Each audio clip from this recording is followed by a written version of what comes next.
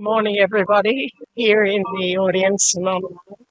Would you please stand to welcome Her Excellency, the Governor of New South Wales, the Honourable Margaret Beazley, ACKC. You can't come to a conference like this and stay standing. It's all about being relaxed and being in the mood. And talking about the mood, we have a tradition. We have two traditions here. I'll move to one in a moment, and the important one. But the other tradition we have is we always order the weather for the appropriate occasion. And today we've succeeded again. Nobody wants to be outside. Everybody, it is the perfect atmosphere to be inside and to be absorbing great ideas, to have the occasion and the time to be able to stop and think about the most important topic. But our other tradition is the welcome of Gadigal land, and I welcome you in the language of the Gadigal, Butchali Gamarua, Dian Babana Gamarada, and I pay my respects to their elders, present and emerging. So to everyone here in the room and watching online, I welcome you to Government House. This morning, for the 2024 Royal Society of New South Wales and Learned Academies of Forum, Threats to Democracy title. But when you think about it, this year's forum could not have been more aptly named or more aptly timed. 2024 has been described as the ultimate election year. By year's end, there will have been elections in more than 70 countries, representing almost half of the world's population, 49% to be precise. And yet, less than 8% of the world's populations live in what we might recognise as a full democracy. Taking as a premise, at least in the Western world, that representative democracy provides the best form of government, there is nonetheless significant dissatisfaction with how those democracies are actually working. The Pew Research Centre, since 2017, has recorded an overall decline in levels of satisfaction with democracy. Despite a brief bounce back in 2021, which of course was right in the middle of the pandemic, and in 2021 there was a median of 49% satisfaction rate with those surveyed with the way their democracy was working, today that number sits at 36%. Accepting that there will be differing reasons for this low level of satisfaction in different countries, a number of common factors do emerge. And there are three which, at least in my way of thinking, are of particular relevance. The first is the economy.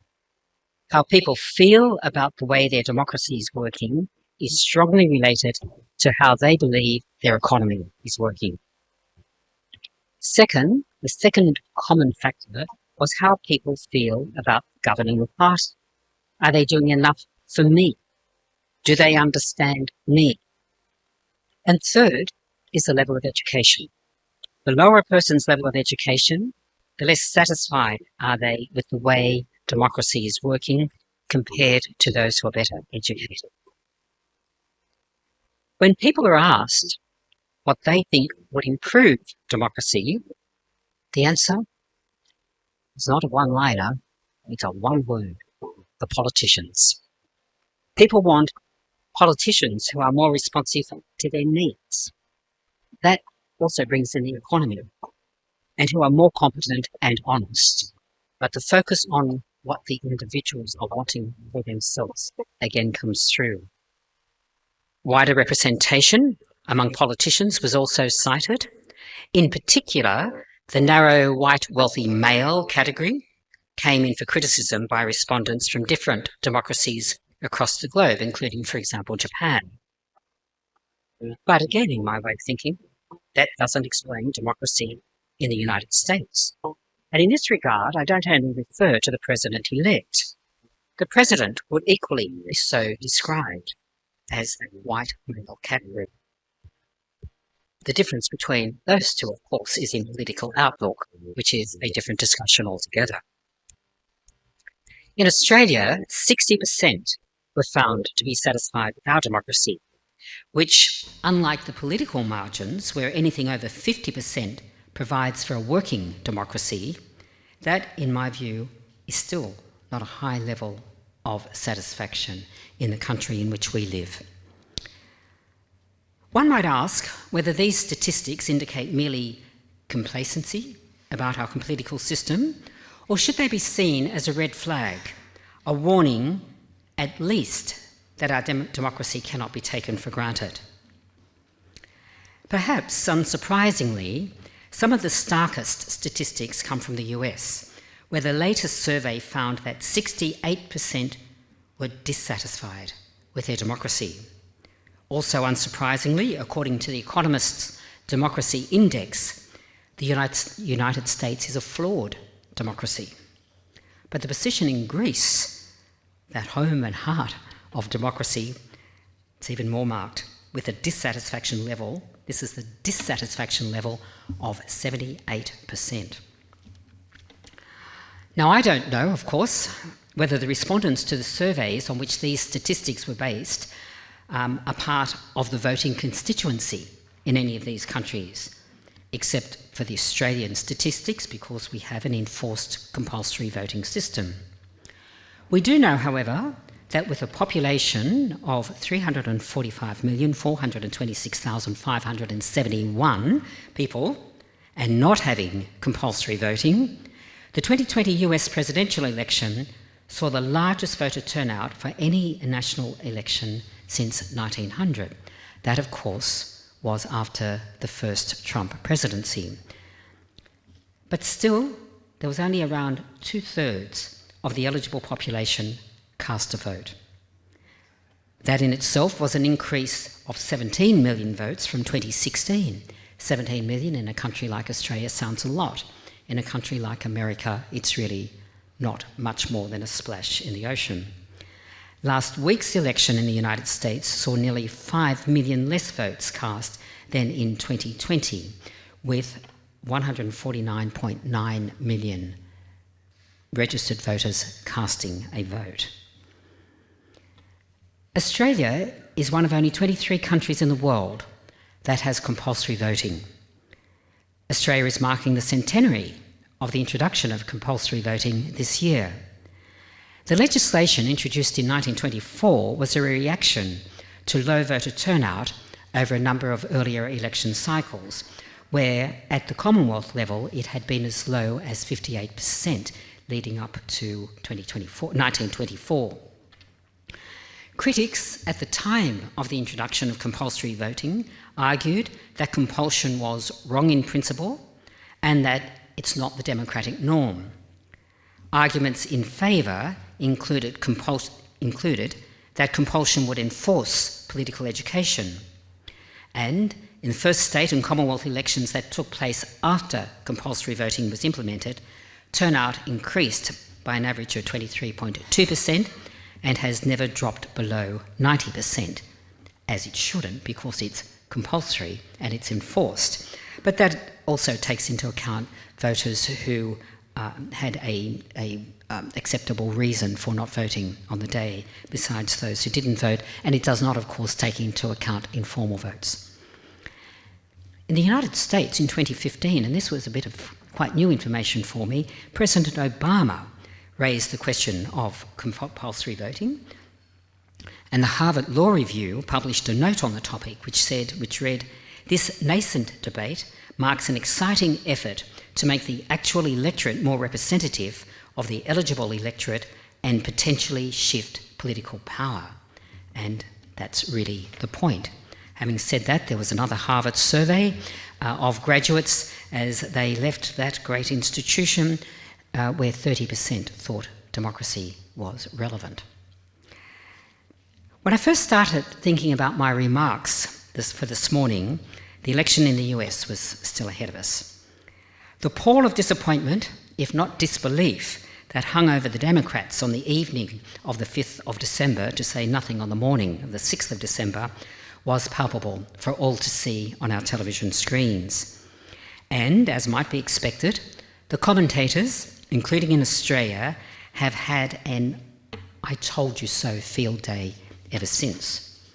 Indeed, last weekend, reading a variety of articles would make one think that's how we should have all been thinking. Let me provide you with a few quotes. As millions struggled with life and death cost of living pressures, Harris was babbling word salads about joy. That was from our Joe Hildebrand in the Telegraph. One Democrat senator observed that Harris and Biden made the case to voters that the administration's agenda had benefited Americans and should be extended for another 4 years. And the senator continued, but the populace didn't feel it, and the American public didn't give us credit for it. The Democrat senator remained anonymous.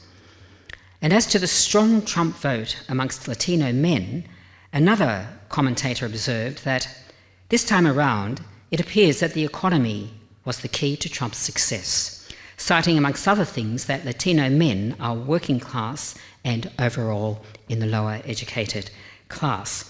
And that was a commentary from Matthew Knott in the Sydney Morning Herald.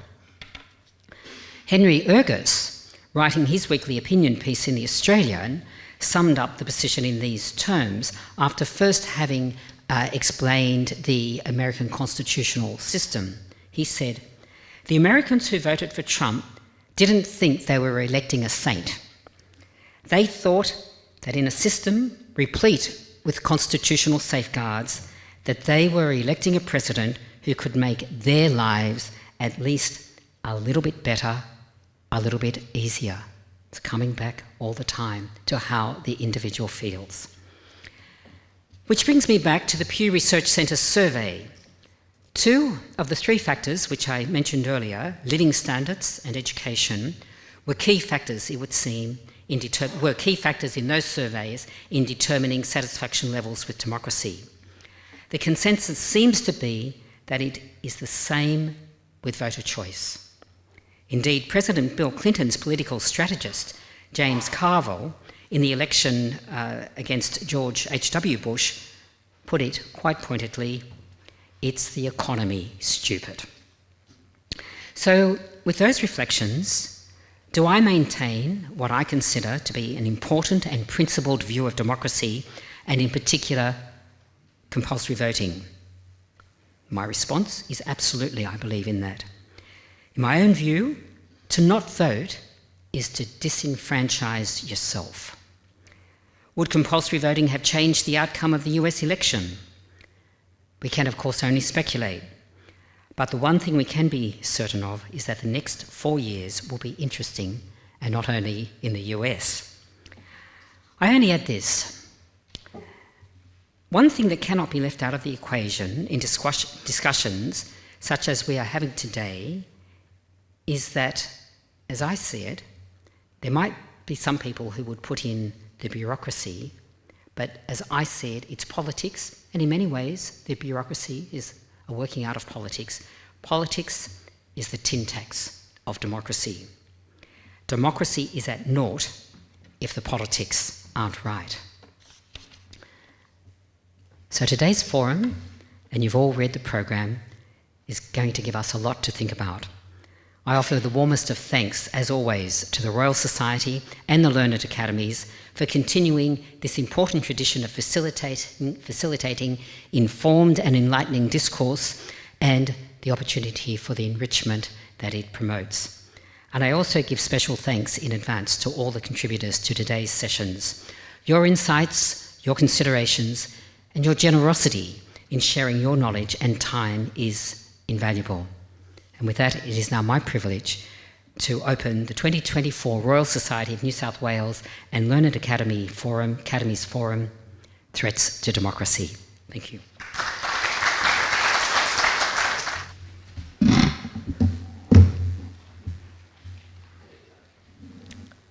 My name is Susan Pond, and I've got a small role today to play as President of the Royal Society of New South Wales.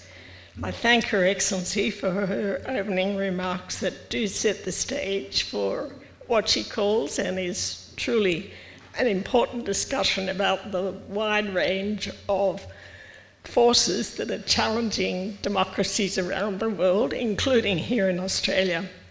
I add my welcome to Her Excellencies and thank her most sincerely for hosting yet again the annual forum, which has been held here since 2015. The Royal Society of New South Wales upholds the principles of liberal democracy. We pride ourselves on being a trusted institution that provides credible information and on being part of a society that is connected and respectful with a common purpose and shared identity. Today's forum and today's topic, threats to democracy, are fine exemplars of how the society lives up to these ideals.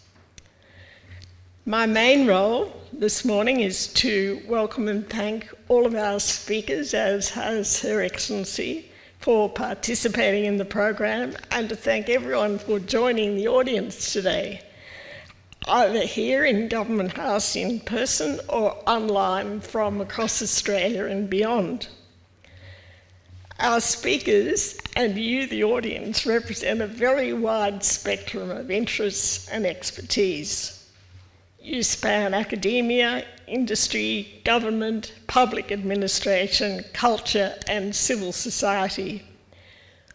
You include, but are not limited to, members and fellows of the society itself, fellows of the 5 learned academies, health and medical sciences, humanities, social sciences, science, technology and engineering, fellow of the Royal Society of Arts in London, early career researchers from universities across New South Wales, leaders in civil society, government and businesses, small, medium and large.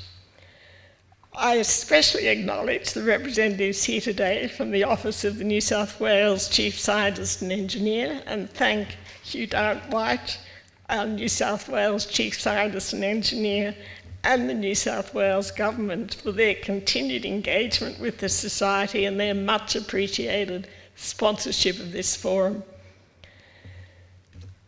The Royal Society of New South Wales is purposely cross-disciplinary and welcoming to members from all walks of life. We're only going to be able to examine complex topics like threats to democracy by combining all of the perspectives from the sciences and humanities in order to make progress. A pitch for the Society: if you're not a member and would like to be, please talk to people in the audience who are members about further engaging with the Society and thinking about becoming a member. During the day, our Communications Officer, Amanda Yeo, will be providing social media updates throughout the day on the Society's LinkedIn, X and Facebook channels, and I think that the handles are on the holding slide. So I encourage you to participate in this online discussion and tag the Society when you're posting. As a follow-up to today's discussion, the final meeting of the Society this year continues the theme that will be brought up today. This will be held in the State Library of New South Wales on the 4th of December and features one of our 2024 award winners, Professor Helen Christensen. Helen will be addressing the very topical subject, social media and smartphones for youth, what's the story? And there's an important piece of legislation being debated today about this very topic. This event will also include our Christmas party, so be there at 5 o'clock to begin the celebrations. So I now turn to acknowledging and thanking on behalf of the Society the chair of this year's forum's planning committee, Christina Slade, and committee members Elizabeth Dean, Vince DiPietro, Peter Shergold, Robert Marks, Graham Town and Lindsay Botten. Today would not have been possible without them. You can read their full biographies in the program and thank them in person during the breaks. Today, of course, is only one day. The Society will be preserving the proceedings, however, from today for years to come, not only in your collective memories, but also in written form in the Society's journal and proceedings, and in the video recordings on the Society's YouTube channel.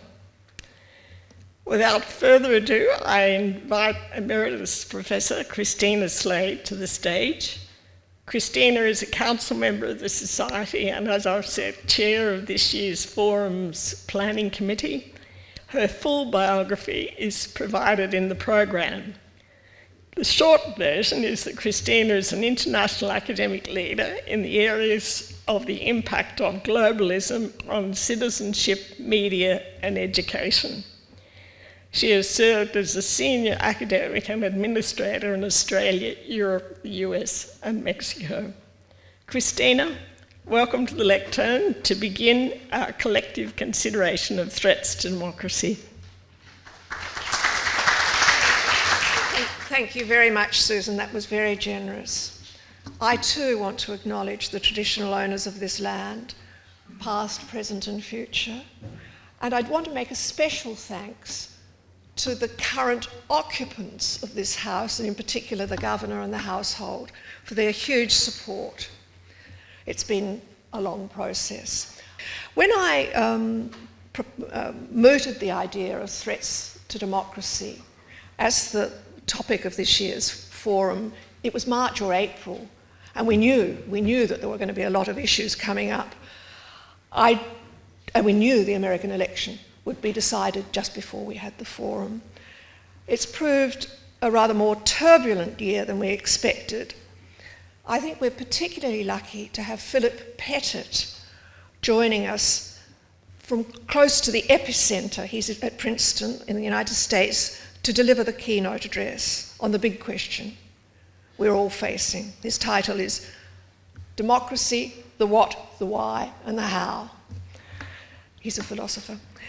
Philip's a highly distinguished philosopher with an extraordinary range. He jointly holds positions as Distinguished Professor of Philosophy at ANU and the LS Rockefeller University Professor of Human Values at Princeton. He has fellowships in Australia, in France, in the UK, in the US, Ireland. He comes from the analytic tradition. I first knew him when he came to ANU in the 1980s, where he proved this extraordinary ability to collaborate. He led and worked with a cross-disciplinary team of economists, social theorists, very well-known names, Jeff Brennan, John Braithwaite, Frank Jackson, Michael Smith, in an extraordinarily powerful period for ANU's philosophy. He explained then that having studied philosophy in Ireland, he'd read widely across French and European philosophy. He takes French and European philosophy seriously. Perhaps that's not always true of analytic philosophers. For Philip, issues in political philosophy and ethics, in decision theory, are tied to a genuine search for how we as a society live the best life possible. His book, Republicanism, A Theory of Freedom and Government, from 1997, is not addressed to the issue of the Republic, which might be relevant here. It's a discussion centering on what freedom means for a citizen. He explains that while classical Republicans depicted freedom as a negative quality, freedom from interference, he equates freedom with a positive freedom from arbitrary domination, freedom from arbitrary domination. And he goes on to argue that freedom as non-domination is embedded in a vision of human agents as fundamentally social, communicative beings. Aristotle taught Alexander the Great. Few modern analytic philosophers have direct influence on politicians or leaders. That's not true of Philip. His republicanism provided the underlying justification for political reforms in Spain under José Luis Rodríguez Zapatero.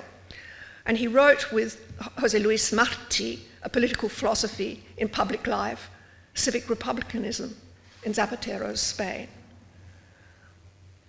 We are all in uncharted times right now for democracy. I'm very, very honoured to welcome Philip Pettit for his event. Thank you very much indeed, Christina. It's a real pleasure and a great honor to be invited by you all, and my great thanks to you, Your Excellency, Madam President, and ladies and gentlemen.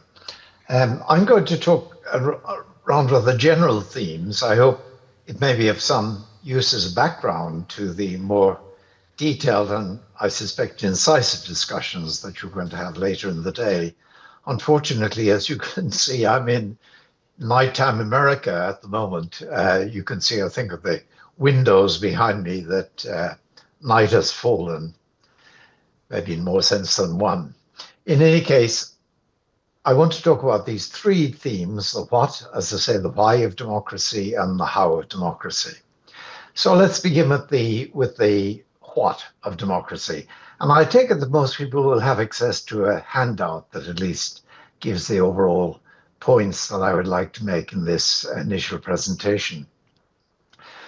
So a characterization of democracy that you find almost standard in political science textbooks is, as I give it here, a system in which rulers are selected by competitive elections. That's a quote from Adam Jaworski, a well-known political scientist from NYU, more or less on the left, I would say, in the political spectrum. But it echoes, which is really orthodoxy in political science. And that orthodoxy at least goes back to Joseph Schumpeter writing in the 1940s. So the idea is that you equate democracy simply with electoral control over those who are in government. One initial comment about that is that that's really quite a recent development. So, for example, if you look at the authors of the Federalist Papers, written in support of the US Constitution in 1787, the authors there certainly defend what they would describe as a representative system, and basically an electoral representative system, but they do not call it democracy. In fact, they distinguish it from democracy. And similarly, for example, to pick just another source, in 1819, in a rather famous book called An Essay on Government by James Mill, father of John Stuart Mill, he talks about the representative or electoral system as the grand invention of modern times, but he distinguishes it from democracy. So I think it's worth noting that the equation between competitive election and democracy is really of fairly recent origin. It developed really in the mid-19th century after, say, in the 1830s, 1840s. I think it's an unfortunate equation, actually, to think that the be-all and end-all of democracy is competitive elections. And just to indicate that, let me describe two takes, as it were, on this equation. One is the construal you find standard among political scientists, for example, very well known in the work of William Riker, which basically says, look, okay, democracy is about electoral control, majoritarian control of who's in government. And then it says, but of course, that could create all sorts of problems, in particular, the tyranny of the majority. So in that tradition, it's always said, apart from the element of electoral control of government, we need anti-majoritarian constraints that will put a brake, so to speak, on what majoritarian rule might lead to. Now, that's really very unfortunate, because what it does is it equates democracy with electoral control, but then says democracy is actually not all that worthwhile. And of course, that immediately invites the comment, well, who's at the source of these anti-majoritarian constraints? And the traditional line has been, well, that's the work of elites, so to speak. And now you get a competition between the people ruling in the majoritarian election and the elite ruling in imposing these anti-majoritarian constraints. That's a very unfortunate mix, because I suspect actually it may even be at the source of the sort of discontent you find in populist circles with the way our democratic systems are working, the line being that there are too many of these anti-majoritarian constraints. Let's go with real democracy, that is to say, majoritarian control. So that's a very unfortunate take on the equation of electoral control with democracy. But the other equally unfortunate construal, so to speak, of that equation is actually that which is commonly defended by those who call themselves populists nowadays. And that goes right back. It takes a theme from Jean-Jacques Rousseau. I'm afraid they rather bowdlerize Rousseau along the way. But the line goes, yes, electoral control by the majority is terrific, because what does it do? It imposes the will of the people on government. So the competitive election is, so to speak, sacralized or romanticized as being the way in which the people speak. The will of the people is expressed. I think it's worth mentioning, just as a matter of history, that the notion that there was a will that a people as a whole, the collective people, would have that might be imposed on government, that really first appears with Rousseau in the 1760s.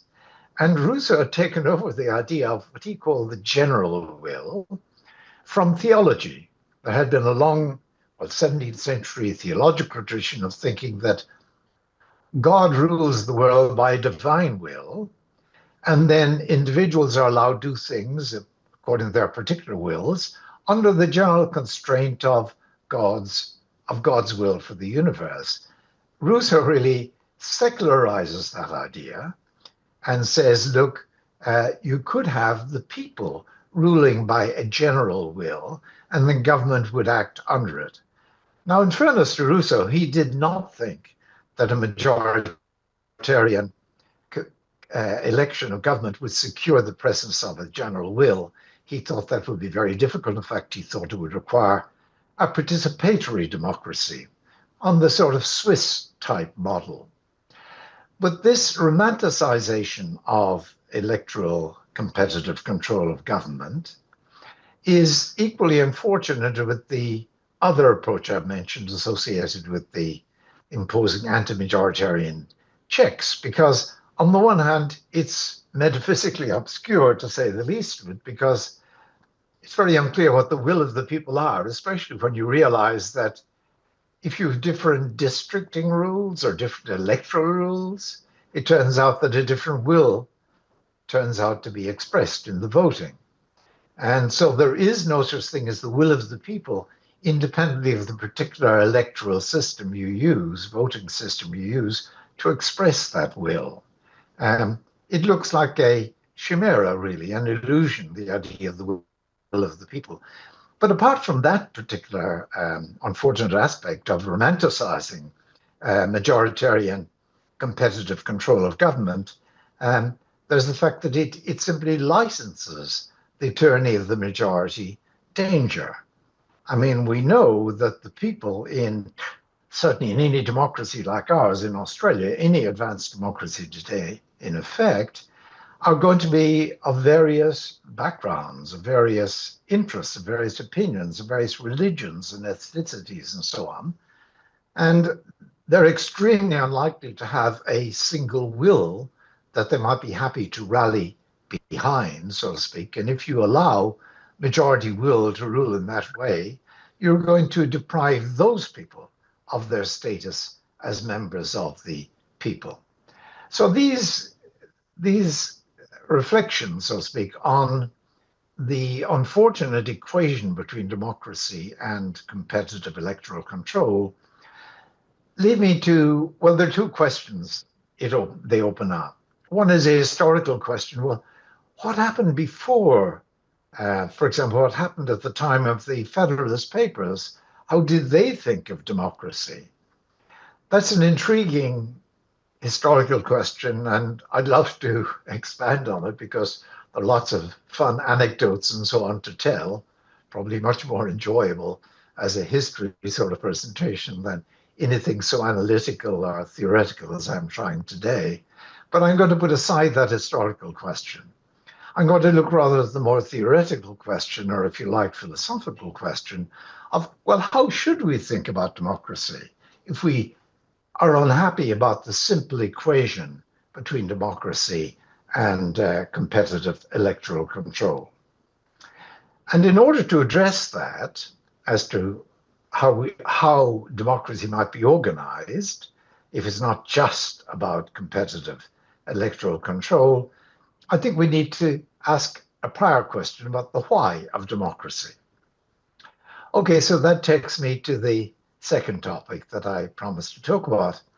And when it comes to the why of democracy, it's inevitable, as indeed Her Excellency mentioned, that we should be taken back to the Greeks, who, after all, they were the ones who had the word demokratia, that we translate as democracy.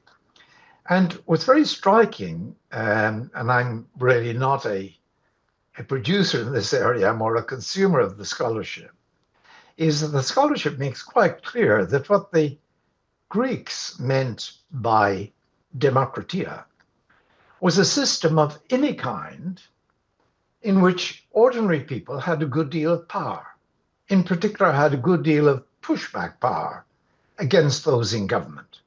So, for example, on the Greek approach, Athens was an exemplar of democracy. Though interestingly, in Athens, there was almost no one was ever elected. It was a system, as many of you will know, in which offices were really appointed to in great part by lot, by a chance mechanism.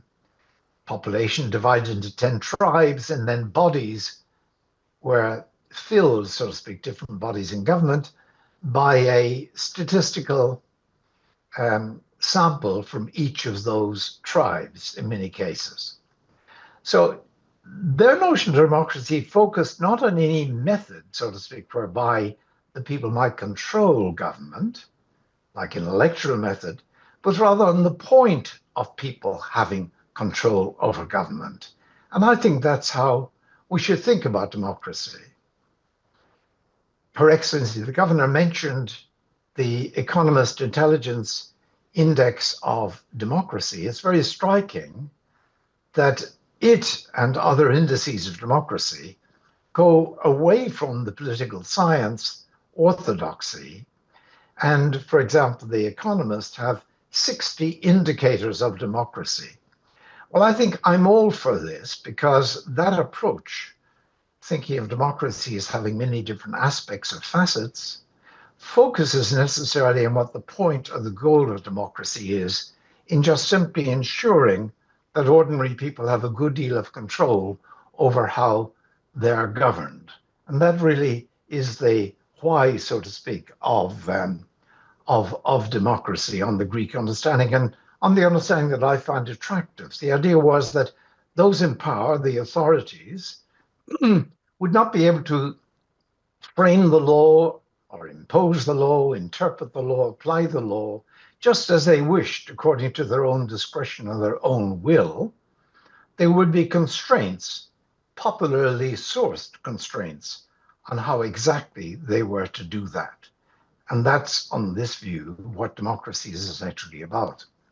I can't resist one little introducing some history at this point, rather than sticking just with the, so to speak, arid, austere institutional or theoretical ideas, which is that actually Rome is a good example, in fact Athens itself was too, of a system where indeed ordinary people had a great deal of control over how they were governed. The Romans didn't use the word democracy or democratia, though they would have understood it. They described their system as a res publica, but essentially that meant a conception of the system of government as a public affair.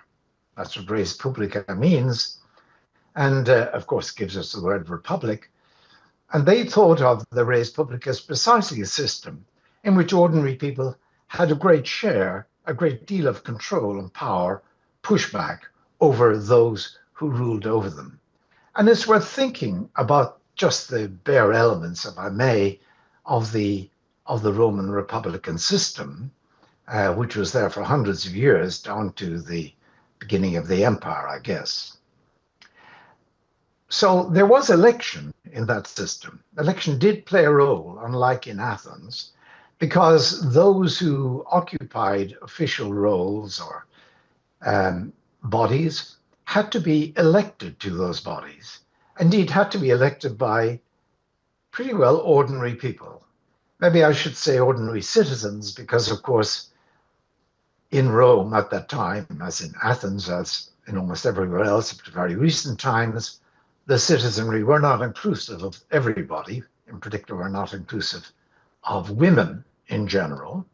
But in Rome, the ordinary citizens had a great deal of power. And one aspect of that was that they did have to elect, the authorities had to be elected by the ordinary people.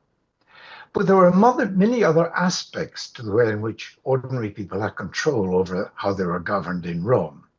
So another was that, for example, while those in an authoritative position, and only they, could propose a law or a major initiative, a law certainly could not be made law, could not be enacted, unless it was ratified by one or another popular assembly, and there were many of them in Rome at the time. So that's another way in which ordinary people had a great deal of control. Another way as well was that in Rome, the courts were basically selected from among ordinary people, case by case. The courts were very different from our courts, of course, because the individuals involved basically voted. They weren't just a jury.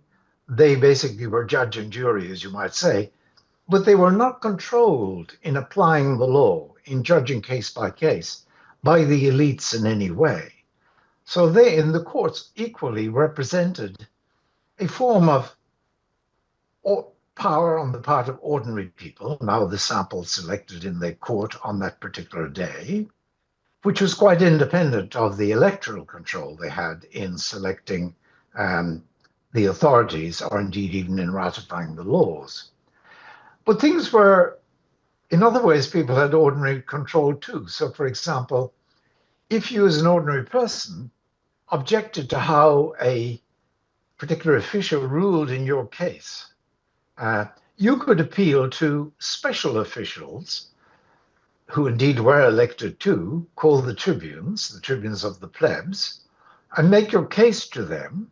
And the tribunes, like really very powerful ombudsmen, as you might describe them, if they took up your case, could indeed block the action against you. But apart from that, people equally in Rome had the right not just to appeal to a tribune, but to appeal against an authority to, for example, to a popular assembly. Look how they've treated me, you might say. It was called a right of provocatio, from which we get provocation.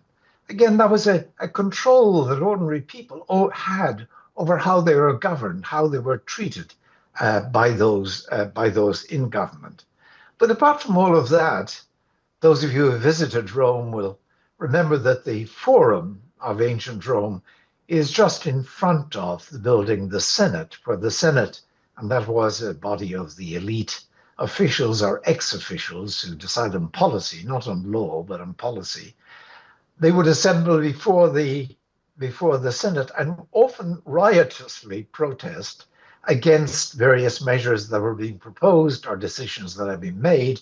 And that was equally a form of control over those in power that was very important in Rome of the time. They also had a certain power over officials of a kind that I think we still enjoy a vestige of, or a descendant of, which is that at every level of officialdom, at every level of authority, there were a number of competing officials. So there were always two consuls elected at the top level. At one of the bottom levels, I think, in the later Republic, there were 40 quaestors elected. And these people had to really align with one another in order to agree on any policy. And they did not, so to speak, have an independent motive to align.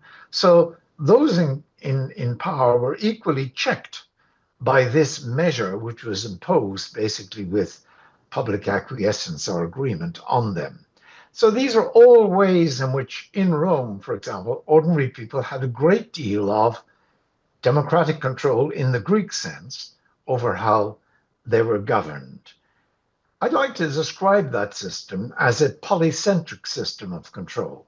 There are many different centers of power in Rome, many different authorities, for example, each with their own area domain of expertise and power.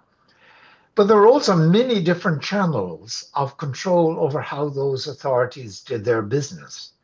So it's a polycentric system in the sense of there being many centers of power, many channels of control.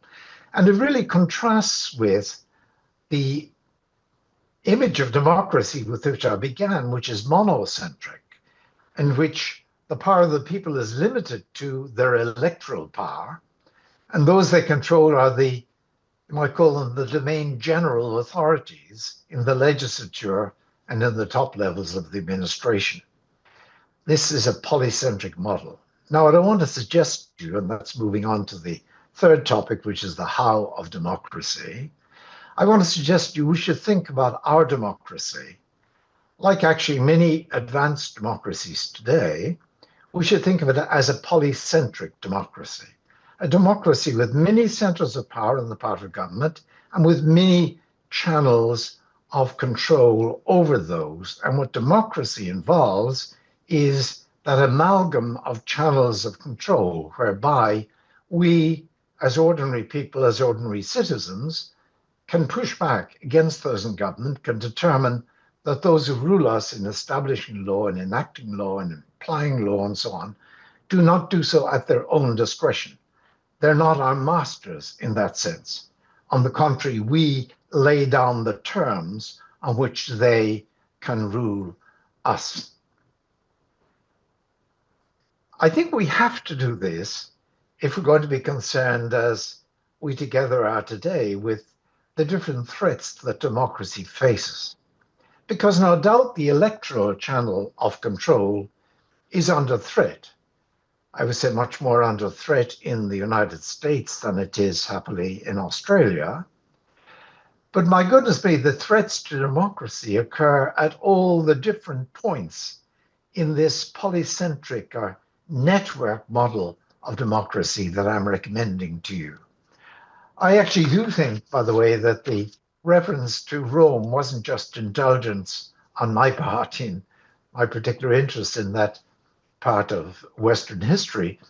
I think many of the institutions we've inherited that are part and parcel of our polycentric democracies actually do often have Roman origins, so to speak, but I'm going to put that aside. Okay, so just before beginning, let's think about, well, the image I have of government. I've been talking about the different ways in which ordinary people in a polycentric system can gain control over those who govern them. But I think we have to be clear about who are included in the category of those who govern them. What does government encompass, so to speak? Now, we often use the term just to refer to the executive in our system, or the administration, as they call it in America, or perhaps, especially in the parliamentary system such as we have, to the executive as the also controlling faction or party in the legislature. I mean, that's a perfectly decent use of the term, but I'd like to invite you to recognize that government involves far more than, as it were, the domain general power that's exercised by the legislature when they can make law on this, that, or a general range of issues, and more than the power of the administration, either in controlling the legislature on that or in enacting the laws that are passed by the legislature. Domain general authorities of those legislative and executive kinds are right at the center, of course, of a democracy. But a democracy like ours also includes lots of other authorities, which, for want of a better word, I'm going to describe as domain-specific authorities. So, for example, the courts, the judiciary, represent a domain-specific authority in the sense that, unlike the legislature or the executive, they can't just range over any of a whole set of issues in exercising their power. Their power is restricted to the job of applying the law to case after case, and of course to interpreting the laws that they apply and to judging on how far they are consistent with the body of law in general, what that means about their interpretation, and in particular, of course, how far they are consistent with constitutionally entrenched laws, as we describe them. But it's a domain-specific job. It's a very specific job requiring a particular, well, impartiality, I would say, but also, of course, expertise. But there are lots of other domain-specific authorities in any democracy, and certainly in a democracy like ours. So, for example, a very important domain-specific authority that we in the Australian arrangement have is the Electoral Commission, which has a very specific job about determining the form and the conduct of electoral rules under the eventual control of Parliament, of course, but it's a relatively independent body. That's why I call it an authority in its own right. But similarly, the central bank has that sort of domain-specific authority, requiring, again, I would say impartiality and certainly expertise. And so too is the Bureau of Statistics, the source of all the economic data that we get on how government and the country is performing. These are all part of government, part of the large network of government under which we as citizens live. And it's important that the system of control has to be polycentric in the sense of both addressing those different points of power, but also in the sense of offering different channels of control over the exercise of power at those points. So how should we think about the overall picture of a polycentric democracy? I would say the first thing to say, and I'm not going to say very much though about this, is that if the people polycentrically or indeed otherwise are to have control over how they are governed, they have to have control over the constitution, the framework, so to speak, the settlement. And in constitution, you can think of it as not just the written constitution, but all the conventions embedded in our traditions surrounding it. The people have got to have some degree of control over that constitution if how they are governed is going to be in any way responsive to them.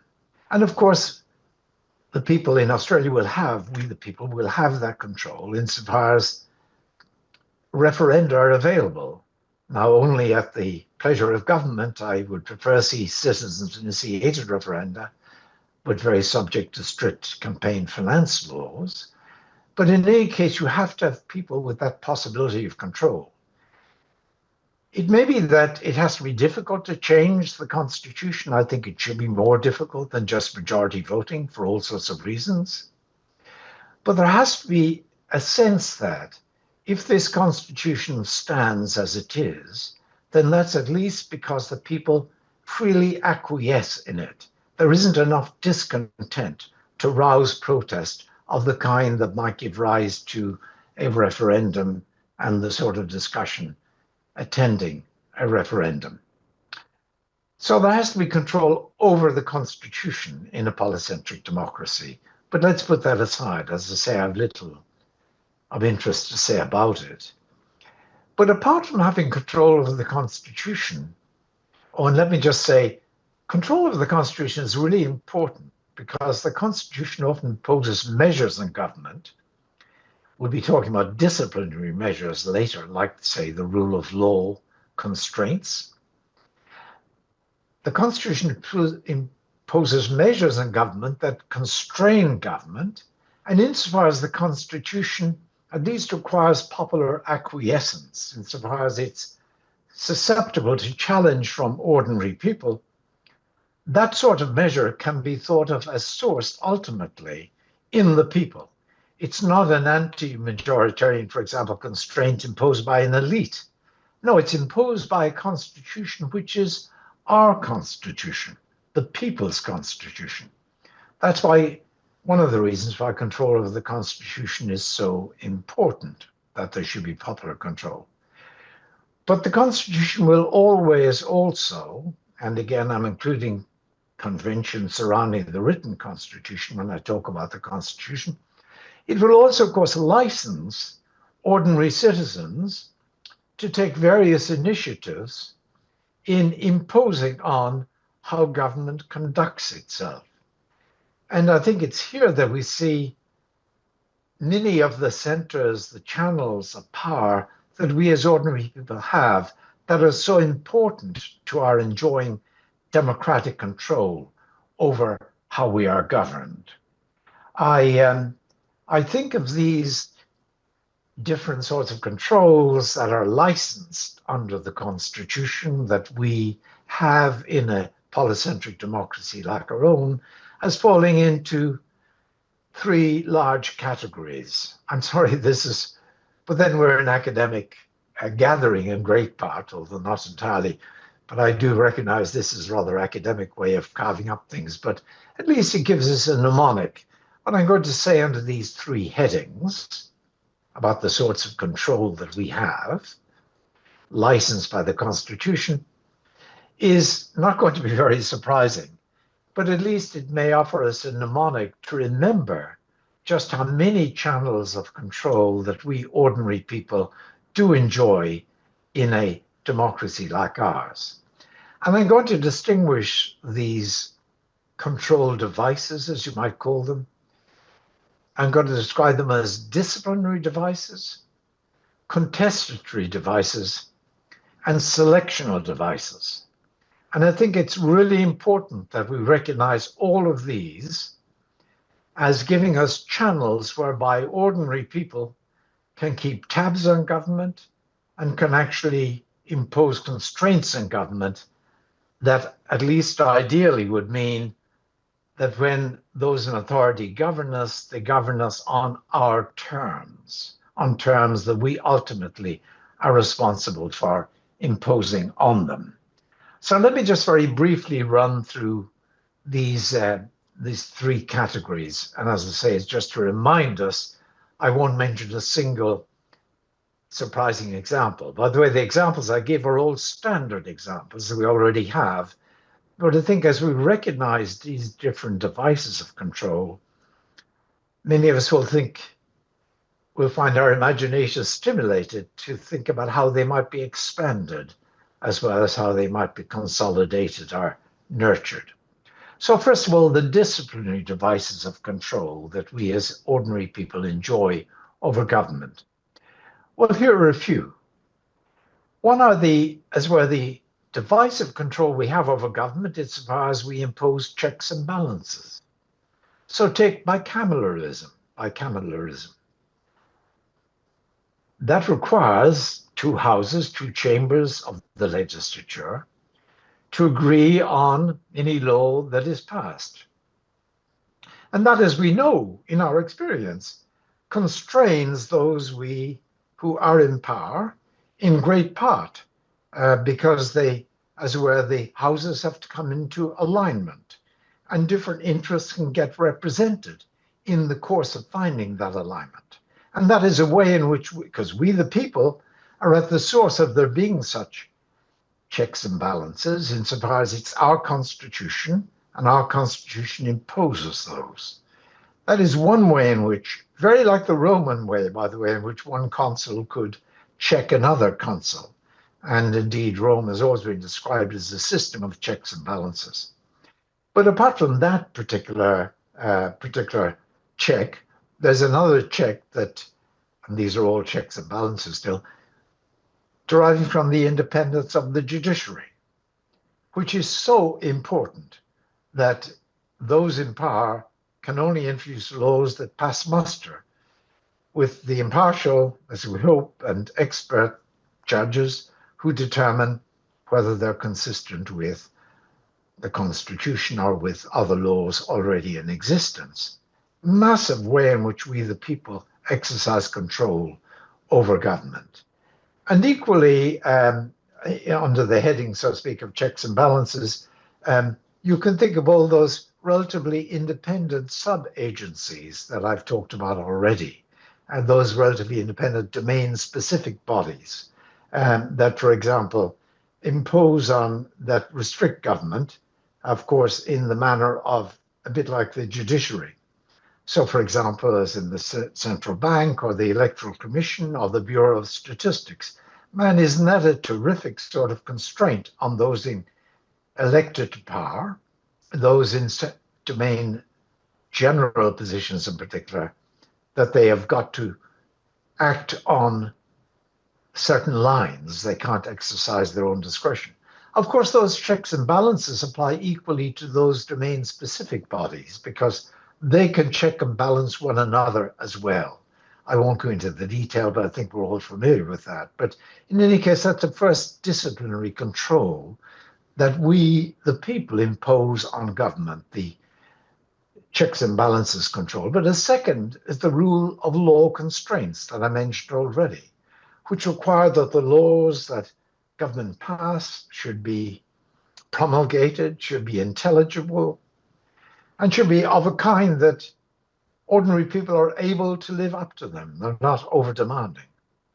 But equally, that they should not be retrospective, for example, that they should apply as far as possible to all, and that they should be interpreted in the same way at different centers of government, in the legislature, in the courts, in the executive, and so on. Fantastic sort of control on government that we, the people, source. Yet another one is the requirement of, if not the requirement, the desideratum, the expectation to which we hold bodies to give reasons for their decisions, to give reasons, for example, on the part of the executive for a decision that they take, in the legislature to answer to interrogation in the chamber, among the courts to offer opinions that justify the line that they take in interpreting the law. That is, again, a massively sort of disciplinary form of control sourced from the people, whereby those in government are actually constrained by us. Another are yet the individual rights that we have under the Constitution, which determine limits that shall not be passed by government in their exercise of power, by the domain general authorities in particular. And of course, finally, and I would emphasize this, to me, I think it's very important, and I'm very saddened to see it sometimes be weakened, the constraint of having a professional public service that has a tradition of government, that understands past policies and sees how they fit with the existing policies, that can advise those in power on what good government requires, and what a different role that is from the role of, for example, the staffer, who advises government, those in power, on what good politics require. Good government is sometimes not good politics, and good politics is sometimes not good government. And I think the constraining role of a professional, informed public service is really important as part of this first category of controls that I'm describing as disciplinary controls. I need to end in 4 minutes if I'm timing myself correctly, so let me hasten on. The second batch of devices of control are what I call contestatory controls. Now, these presuppose various freedoms. For example, freedom of information, freedom of speech and expression, and of course, freedom of association. So they'll only work in a democracy insofar as those freedoms are copper fastened, as it were. And contestatory control by ordinary people can take many forms. For example, the hands-on form of people protesting, of people in the media protesting, of individuals taking government to court. That represents a form of contesting those in power for what they are doing. And how important that is, I think that's absolutely essential to ordinary people enjoying a significant degree of control over government.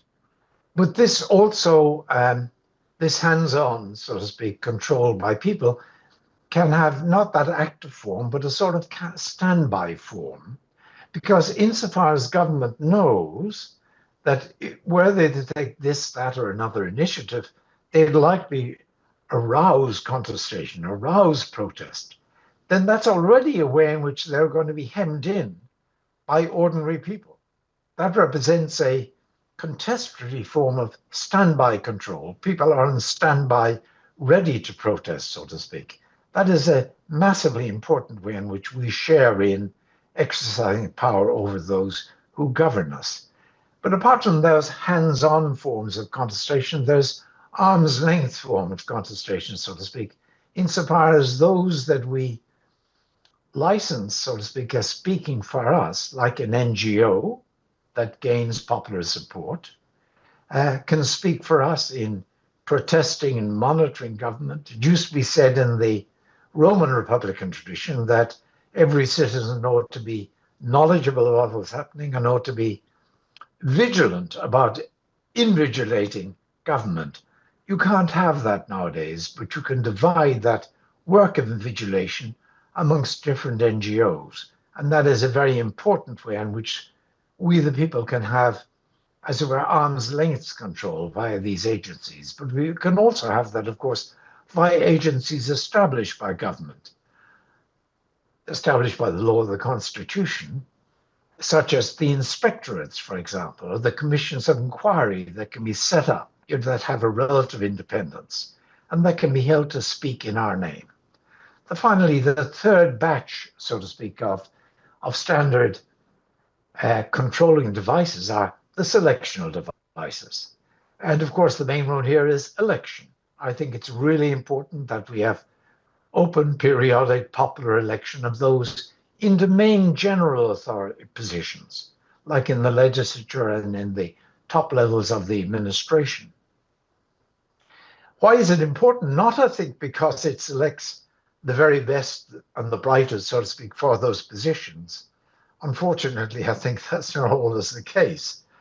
But what's really important, and actually Joseph Schumpeter in the 40s really already emphasized this, is that insofar as people sign up to democratic rules and accept that, election will determine who gains power, they have to sign up with their feet. They have to vote with their feet in support of the freedom of information they require in order to stand an election, and the freedom of speech and the freedom of association they've got to practice in actually campaigning within an election. So I think election is as important for that byproduct, so to speak, of having an electoral system as for any other reason. But equally, we appoint domain-specific authorities, the judges, for example, but equally those in the Electoral Commission, the Bureau of Statistics, and so on. Here, I think election will be disastrous because, of course, what people in domain-specific authorities have an inbuilt incentive. They're supposed to, as in the judges, interpret the law according to the best understanding of the law, and so on in the other offices. But if you have them elected, you give them an independent motive that may move them in making their decisions, which is the incentive to be re-elected. Bad thing. Better, I think, there should be appointment to domain-specific authorities. But these appointments, of course, should be transparent and should be contestable in various ways by review bodies and should be made on the basis of a very explicit assessment of expertise and good faith tests of impartiality. So these are ways in which, as I say, in a polycentric democracy, the people should have control over the constitution, but by these means also over the conduct of government, by these disciplinary means, these contestatory means, and these selectional means. And that brings me to the end, you may think happily, which is to say that if there is a takeaway from this, it's that if we're going to review the threats to democracy, we have to look at the threats to these different points in a polycentric network model of democracy of the kind that we actually have happily in Australia. I better stop at that point. Thank you very much for your patience. Thank you very much, Philip, for a very wide-ranging and very timely reconfiguration of how we think about our democracy. I think that's been very interesting. I'm going to open the floor to questions. There are microphones. Please stand, introduce yourself. I'm afraid Philip won't be able to see you. Introduce yourself, and we are interested in questions, not longer statements. But I'm going to start first, Philip, since I'm here. As Her Excellency the Governor mentioned, we've been flooded here in Australia with analyses of what happened in the US election. The one I'm going to refer to was actually in the FT last weekend by Francis Fukuyama.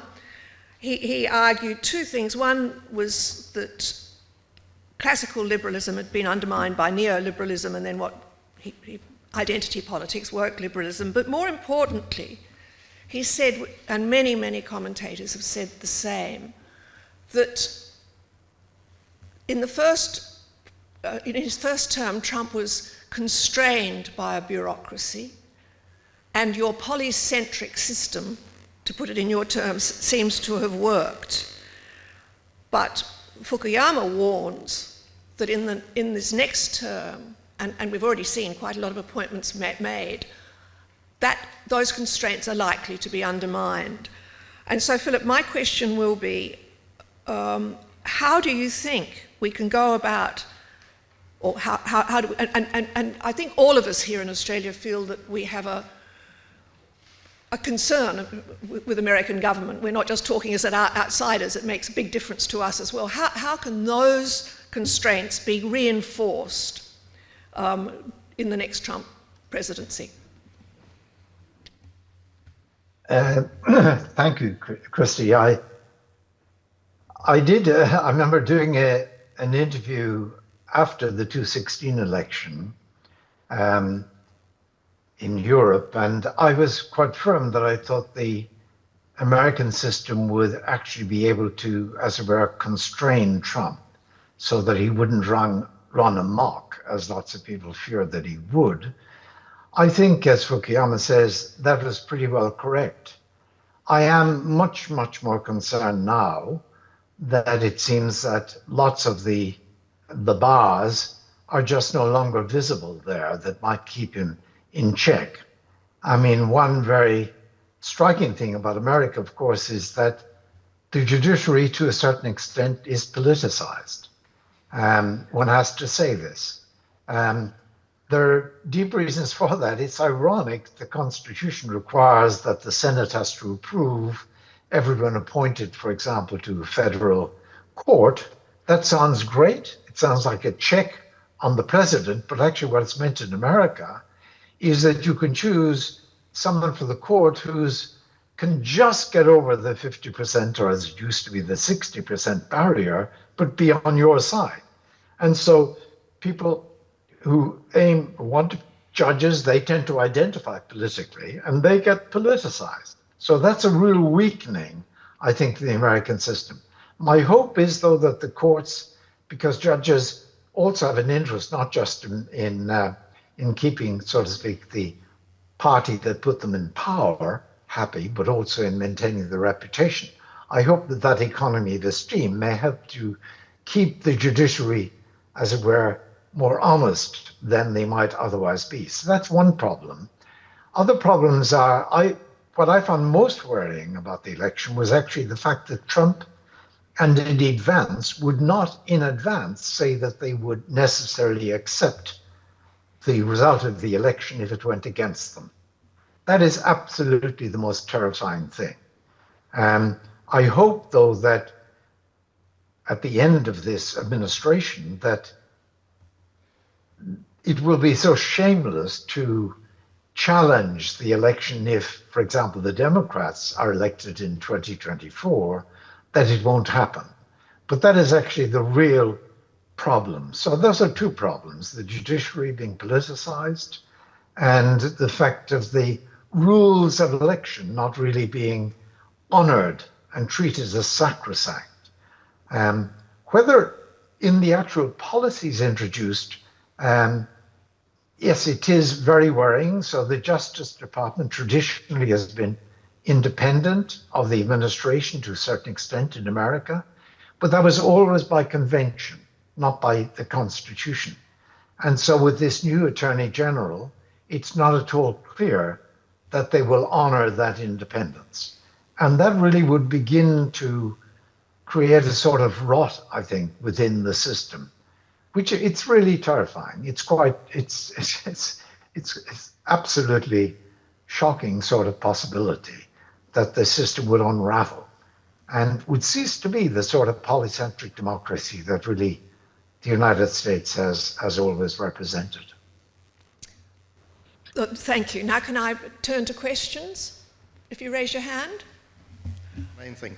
I'd like to pick up on the previous question, because I think it's also worth looking at the motivation behind the process by which we see these different centers of power being gradually eroded.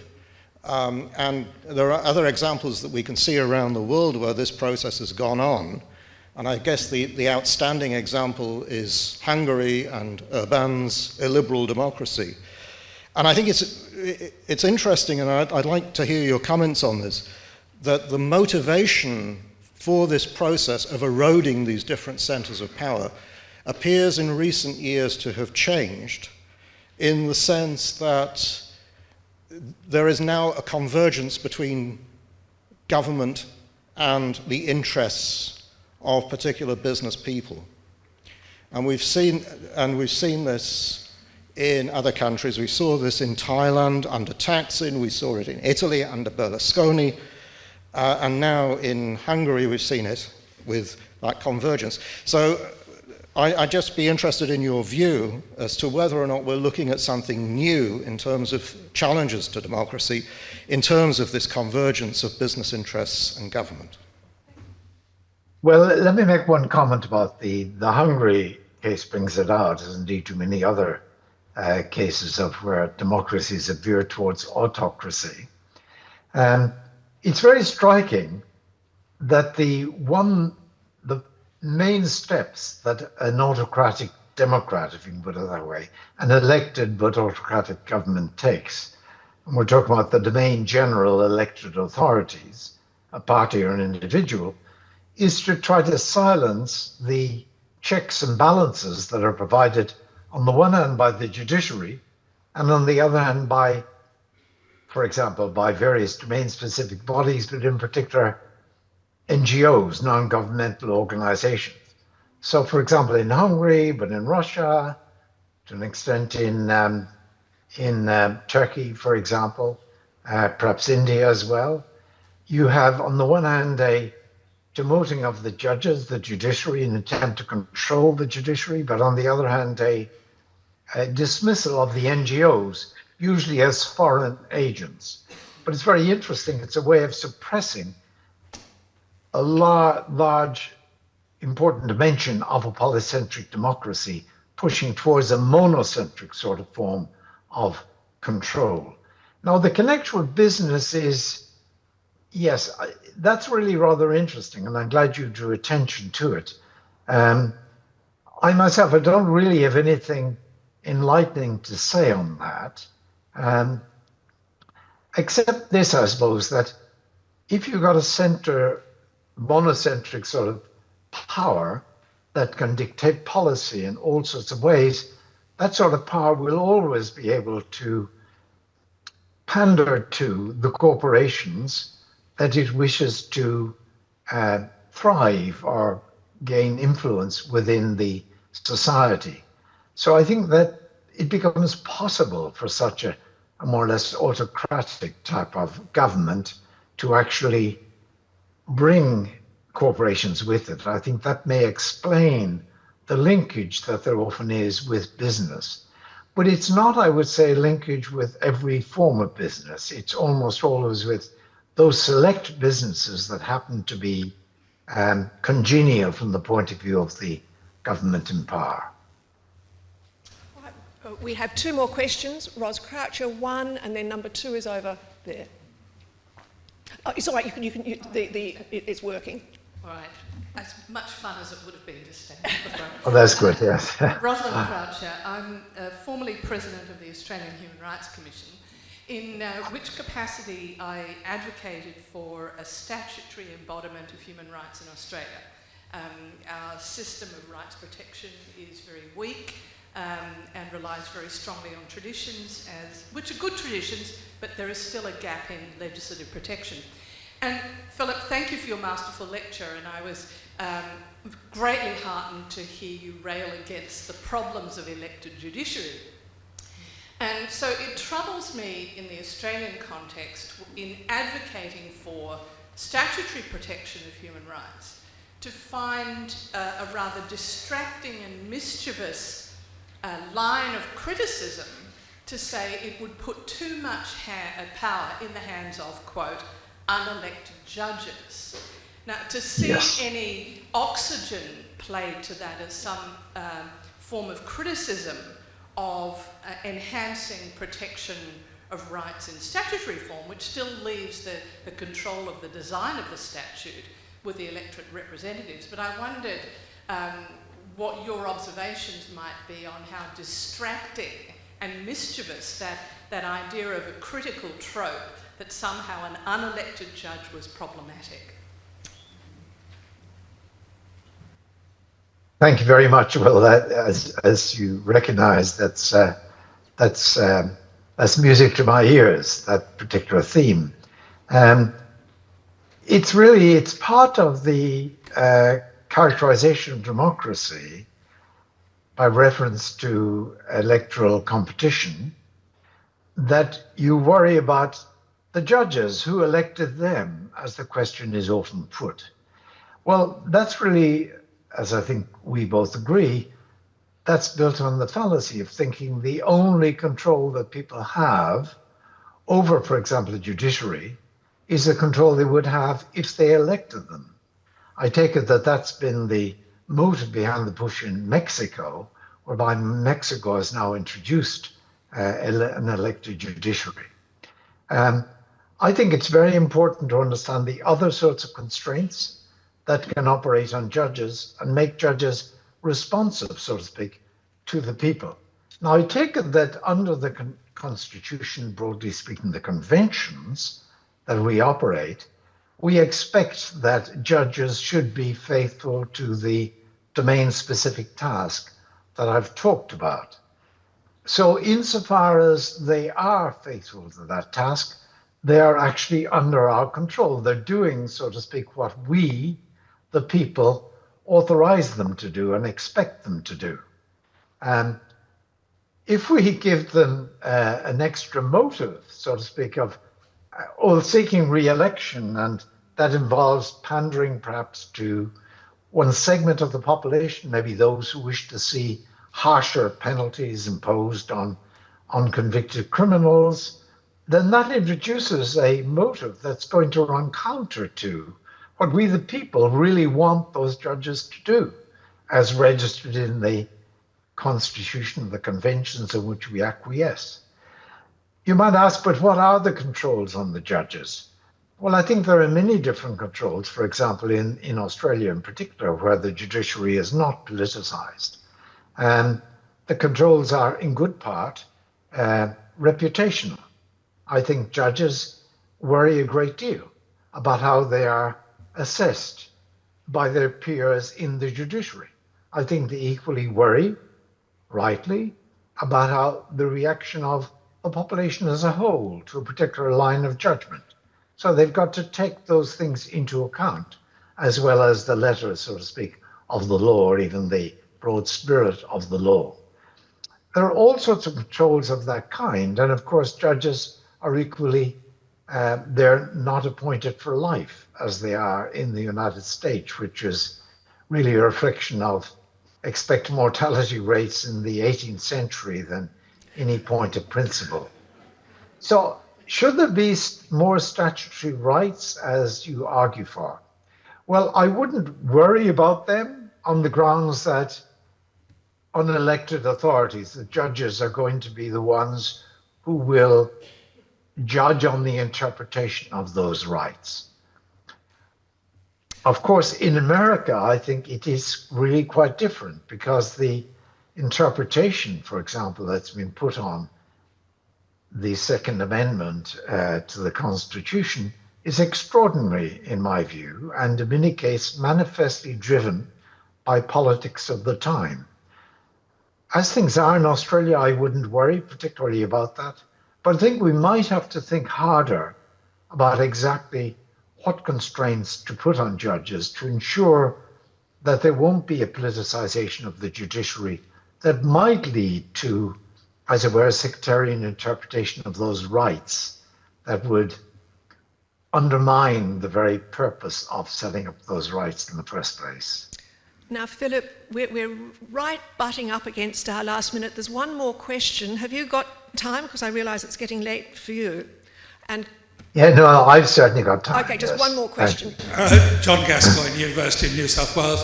My question was very parallel to this previous one. So in many senses you've answered already. What I wanted to get at is the extent to which citizens do control judges. And as you've said, in systems where you have elected judges, they've always one eye to the next election, particularly in sentencing patterns. That's actually been demonstrated in the United States with judges that are elected in many cases. So essentially, as I say, you've answered the question, but how can it be said that citizens do have control over judges? Well, this goes back, thank you, John, this goes back to the issue of how far we, the people, have control over the conventions and the Constitution in the broad sense that establishes expectations of judges, establishes a culture of the judiciary, establishes a culture that's also part of the legal fraternity in the country. I think to the extent to which that culture and that economy of esteem, as I tend to call it, that really constrains judges, I think that itself represents a constraint on them that we, the people, ultimately, well, we certainly acquiesce in it. There's no, as it were, resistance to it, no protest against it. And insofar as we acquiesce voluntarily, that is a constraint that we are responsible for imposing on those judges. Now, as I say, I said at an early point in speaking this morning, I tend to say this evening because it's the evening where I am. I said that we should think about expanding as well as nurturing these polycentric channels of control over government. And I think this, you put your finger on one place where I think we could well devote more time to thinking about exactly how to make at least manifest the sort of constraints and control under which judges operate in interpreting the law, so as to be, as it were, made clear that we, the people, are ultimately in control. We can rely on these people. When they make these judgments, they make it in our name because they make those judgments in our name because they make them ultimately under our control. Philip, I think we had better finish there. Thank you so much. Ever since I first heard you speak, I've been in awe of your capacity for clarity and argument together, and this great commitment to reason. And I think we've seen that again today. I also think that's been, in a way, the basis of our thinking slightly more positively about how we can manage what has looked to us like a fairly difficult time for democracy. I must say, Philip and I we were talking with Her Excellency this morning, comparing grandchildren's stories. As grandparents, and Philip's children were at school with mine 30 years ago, I think we have a real concern about what's going to happen to these structures. And so I'm very grateful to you for that, and look forward to the rest of the day. I'm sure that Her Excellency has probably got an appointment running late. So thank you all very much indeed. And thank you, Philip. Thank you very much.